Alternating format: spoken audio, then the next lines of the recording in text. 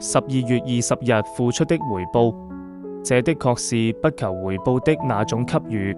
他不期望他的受難兄弟給他酬金，甚至不祈求對方喜歡自己。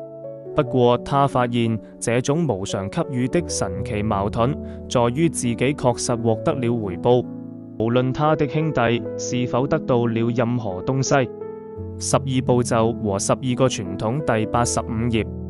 通過對第12個步驟的體驗，我開始理解到對那種不求任何回報的付出的收穫。剛開始時，我期待他人能獲得清醒，但很快就發現不能成功。一旦我謙卑地接受了對每個第12個步驟的要求都不會成功的這一事實時，我就能開放胸懷去接受那無私給予所帶來的回報。